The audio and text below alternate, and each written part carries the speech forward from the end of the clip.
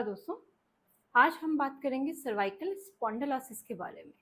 Cervical spondylosis क्या है? देखिए, जो आपकी रीढ़ की हड्डी होती है, ठीक है, तो सर के नीचे से क्या होती है, यहाँ से रीढ़ की हड्डी स्टार्ट होती है, ठीक है। तो जो आपकी सबसे पहले बोन होती है C1 से C7 तक, जो आपकी सब पहले क्या होती है, 7 जो वर्टिब्रा होती है, ठीक है। आपकी स्पाइनल कॉर्ड में जो पहली जो 7 वर्टिब्रा होती है, यानी जो 7 हड्डी होती है, उन्हें हम बोलते हैं सर्वाइकल बोन, ठीक है। वो गर्दन के पिछले हिस्से पे होती है। सर्वाइकल स्पॉन्डिलोसिस होता है कि अगर आपके सर्वाइकल में यानी गर्दन का पिछले के जो भाग होता है हड्डी का, वहां पर अगर प्रॉब्लम आ रही है तो उसे हम सर्वाइकल स्पॉन्डिलोसिस बोलते हैं। यानी सर्वाइकल स्पॉन्डिलोसिस क्या है? एक डिजनरेटिव डिजीज है। डिजनरेटिव का मतलब होता है कि आपका जो नॉर्मल स्ट्रक्चर होता है, नॉर्मल ढांचा होता है, नॉर्मल फंक्शन होता है, काम होता है, वो जब धीरे धीरे डैमेज होने लगता है तो उसे हम बोलते हैं डिजनरेटिव डिजीज। और दूसरा है, ये एक डिस्क प्रॉब्लम है, ठीक है। यानी सर्वाइकल स्पॉन्डिलोसिस क्या है? डिस्क की प्रॉब्लम है। अब डिस्क क्या है? ये जो आपकी रीढ़ की हड्डियां होती हैं, इनके बीच में क्या होती है, ये ब्लैक कलर में आपको दिख रही है, ये डिस्क है। ये डिस्क क्या करती है? कुशन का काम करती है। यानी जैसे हम कुशन लेते हैं सपोर्ट के लिए, वैसे ही जब आप भागते हैं, दौड़ते हैं, ठीक है, उछलते हैं, तो उसमें क्या है, आपकी हड्डी क्या है, आपस में रगड़े ना, तो दो हड्डियों के बीच में ये डिस्क क्या होती है, कुशन का काम करती है। ये कुशन क्या करती है, आपकी जो रीढ़ की हड्डियों से स्टेबिलिटी देती है और उसकी मोबिलिटी यानी मोशन को मेंटेन रखती है। तो ये आपके डिस्क का काम होता है। और ये डिस्क जो होती है, ये दो पार्ट से बनी हुई होती है। जो आउटर पार्ट होता है वो फाइब्रो कार्टिलेज का होता है, और जो इनर कोर होता है वो वाटर, प्रोटीन और लूज लिगामेंट का बना होता है, ठीक है। यानी जो आउटर पार्ट होता है वो स्ट्रॉन्ग होता है, और अंदर से क्या होता है, ये पानी से, प्रोटीन से, ठीक है, लूज कोलेजन से ये बना हुआ होता है। तो ये आपके डिस्क का काम है कि आपकी हड्डियों को रगड़ने नहीं देता है और आपकी जो रीढ़ की हड्डी से सपोर्ट देता है। और सर्वाइकल स्पॉन्डिलोसिस होता है कि जो आपकी रीढ़ की जो पहली 7 हड्डियां होती है, उन्हें हम सर्वाइकल बोन बोलते हैं। और उन हड्डियों की जो डिस्क होती है, उनमें अगर प्रॉब्लम आ जाती है, डिजनरेटिव यानी उनका जो नॉर्मल स्ट्रक्चर है, जो नॉर्मल फंक्शन है, वो जब डैमेज होना स्टार्ट हो जाता है तो उसे हम सर्वाइकल स्पॉन्डिलोसिस बोलते हैं। अब ये क्या है? एज रिलेटेड प्रॉब्लम है। एज रिलेटेड प्रॉब्लम है यानी ये एज के साथ क्या है, ये प्रॉब्लम बढ़ती है। यानी 60 साल और 60 साल से ऊपर जो लोग हैं उनको प्रॉब्लम ज़्यादा दिखी गई है। लेकिन अब क्या है, 60 साल से जो कम लोग हैं उनको भी ये प्रॉब्लम हो रही है। तो प्रॉब्लम हो क्यों रही है, इसका कारण क्या है, चलिए बात करते हैं। देखिए, जो सर्वाइकल स्पॉन्डिलोसिस का कॉज होता है, सबसे पहला जो कॉज है वो है आपका डिहाइड्रेटेड डिस्क। अब डिहाइड्रेशन का मतलब होता है पानी की कमी होना, और डिहाइड्रेटेड डिस्क का मतलब होता है, जैसे मैंने बताया कि जो उसका इनर कोर होता है वो वाटर और प्रोटीन से बना होता है। तो जैसे जैसे आपकी एज बढ़ती है वैसे वैसे क्या होता है, ये पानी क्या होता है, सूखना, श्रिंक हो जाता है, सूखना स्टार्ट हो जाता है। आपकी जो डिस्क है ये सिकुड़नी स्टार्ट हो जाती है, जिसकी वजह से आपकी हड्डियां रब हो जाती हैं, आपकी नर्व पर प्रेशर पड़ता है और आपको सर्वाइकल की प्रॉब्लम होती है।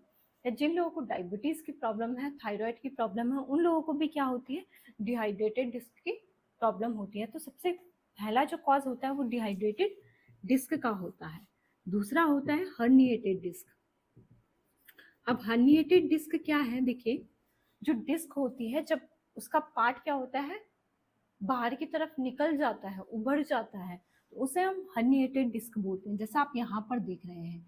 तो जो रीढ़ की हड्डियां हैं, इनके बीच में कैनाल होती है, जिसे हम स्पाइनल कैनाल बोलते हैं। यहाँ स्पाइनल कैनाल से आपकी क्या है, नर्व निकल रही है। वो नर्व आपकी कहाँ जा रही है? हाथों में जा रही है, ठीक है, आपके गर्दन में जा रही है, चेस्ट में जा रही है, आपके एब्डोमेन में जा रही है, जहाँ तक ये सिग्नल लेके जा रही है।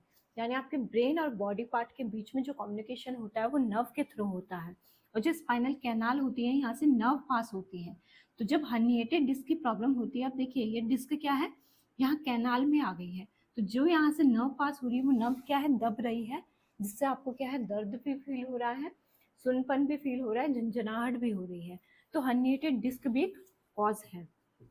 हर्निएटेड डिस्क इंजरी से भी हो सकती है। कभी कभी क्या है, इंजरी हो गई है तो उसकी वजह से क्या है, ये हर्निएटेड डिस्क की प्रॉब्लम हो जाती है। तीसरा कारण है बोन स्पुर। बोन स्पुर क्या होता है, देखिए जैसा मैंने बताया कि जब ये डिस्क आपकी श्रिंक होने लग जाती है, डैमेज होना स्टार्ट हो जाती है, तो ये जो बोन है, ठीक है, ये क्या होती है, इसके जो कॉर्नर हैं, ठीक किनारे हैं, वो ऐसे निकलना स्टार्ट हो जाते हैं। ठीक है, अभी किनारे क्यों निकलते हैं, देखिए डिस्क का काम है सपोर्ट करना। तो जब ये डिस्क डैमेज होने लग गए हैं तो सपोर्ट के लिए अब हड्डियां क्या करती हैं, एक्स्ट्रा ग्रोथ निकालना स्टार्ट कर देती हैं। इस कंडीशन को हम बोन स्पर बोलते हैं। तो जब ये ग्रोथ निकलती है तो कैनाल में भी एक्स्ट्रा ग्रोथ हो जाती है, जिसकी वजह से यहाँ से जो नर्व पास हो रही है वो दब रही है, और जिससे आपको सर्वाइकल की प्रॉब्लम हो रही है। तो हड डिहाइटेड डिस्क भी एक प्रॉब्लम है, हर्निएटेड डिस्क भी एक प्रॉब्लम है, बोन स्पर भी एक प्रॉब्लम है। ठीक है, अगला जो कारण है वो है स्टिफ लिगामेंट। स्टिफ लिगामेंट, देखिए लिगामेंट का काम है हड्डी को हड्डी से जोड़ना, यानी दो हड्डियों के बीच में जो कनेक्शन होता है वो लिगामेंट से होता है। तो कभी कभी क्या होता है, एज के साथ साथ आपके लिगामेंट क्या होते हैं, कमजोर पड़ना स्टार्ट हो जाते हैं। ये लिगामेंट भी क्या करते हैं, आपकी जो कॉर्ड है उसे सपोर्ट करते हैं।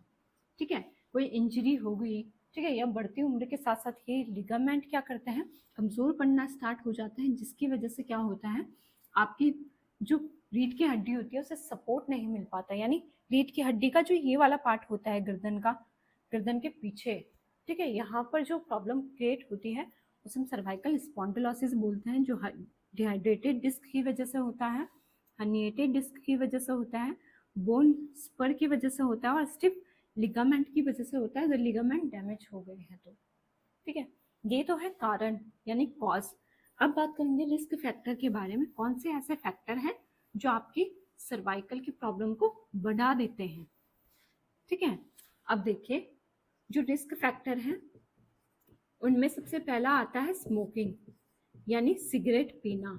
जो लोग स्मोकिंग करते हैं उनको सर्वाइकल स्पॉन्डिलोसिस की प्रॉब्लम ज़्यादा होती है।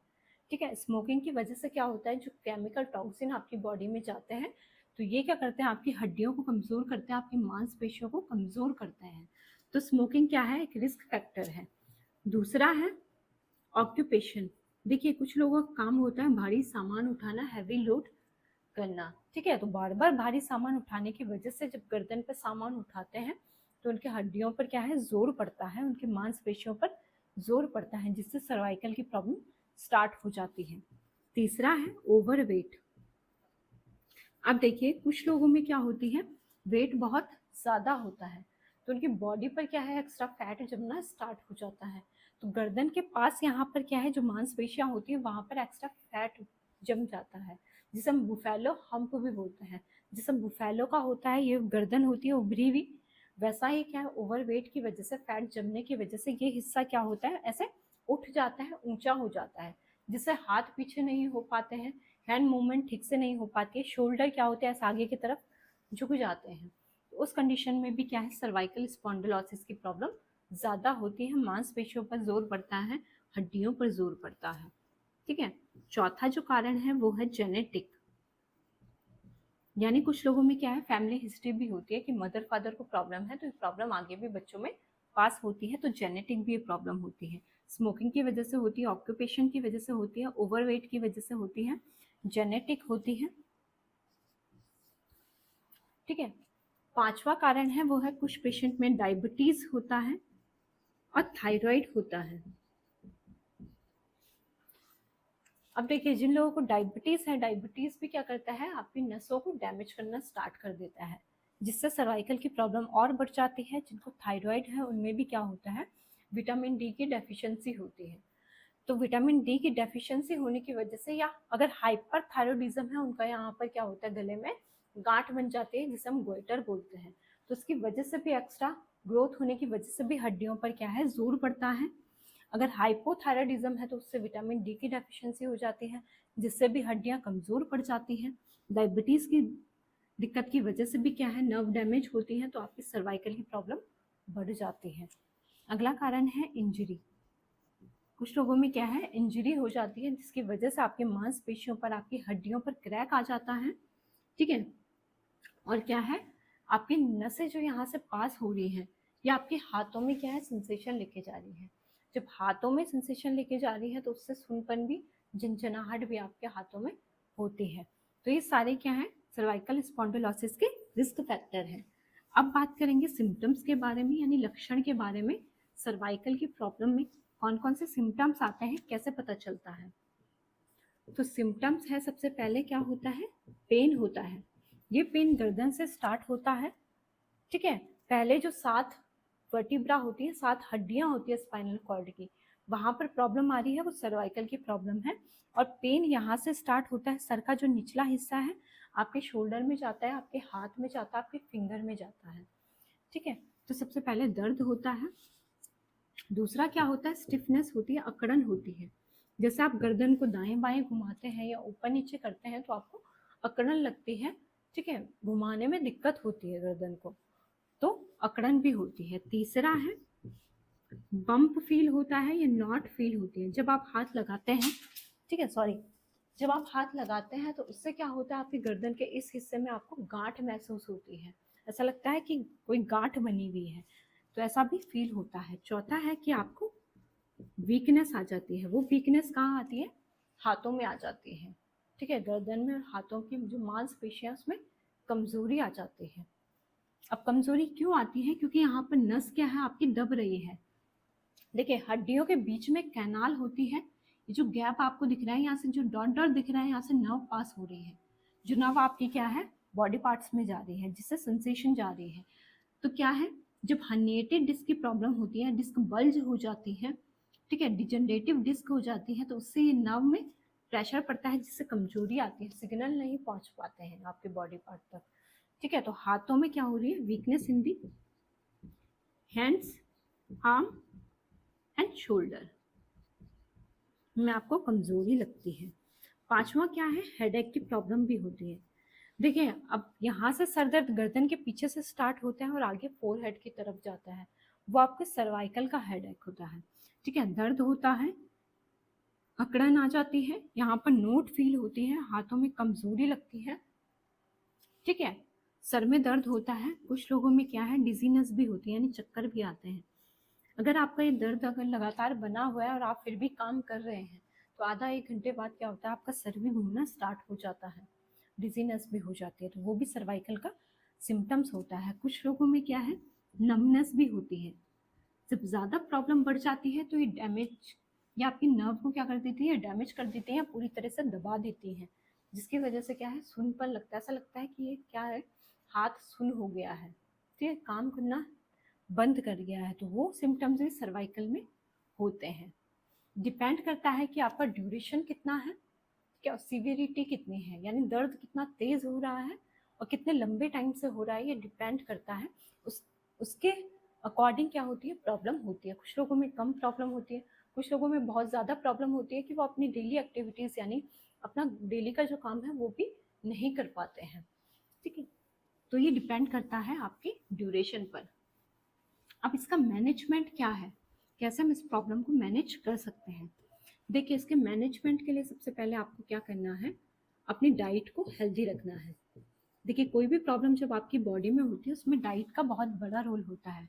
अगर आपकी डाइट हेल्दी नहीं होगी, आपकी क्या होगी, एक्स्ट्रा प्रोसेस फूड आप लेंगे, जंक फूड आप लेते हैं, फैटी फूड आप लेंगे, तो उससे आपकी बॉडी में क्या होगा, एक्स्ट्रा फैट जमा होगा, हार्मोन डिसबैलेंस हो जाएंगे, जिससे शुगर की दिक्कत भी होगी, थायराइड की दिक्कत भी होगी, कोलेस्ट्रॉल की दिक्कत भी होगी और बॉडी में फैट भी जमना स्टार्ट हो जाएगा, ओवरवेट आप हो जाएंगे।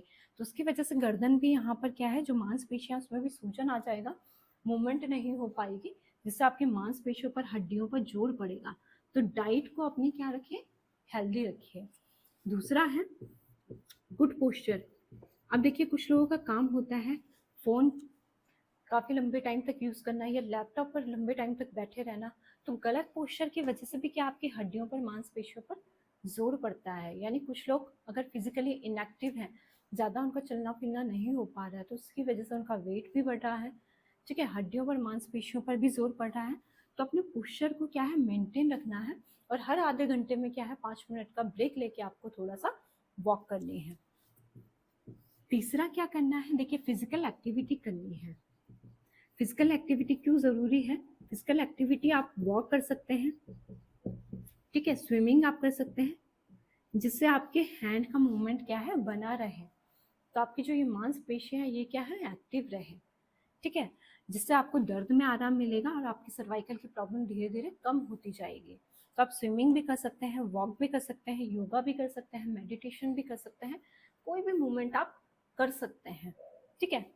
तो इन सारी चीज़ों का ध्यान रखना है। जिन लोगों को डायबिटीज़ और क्या है, थायराइड की दिक्कत है, उनको भी ध्यान रखना है।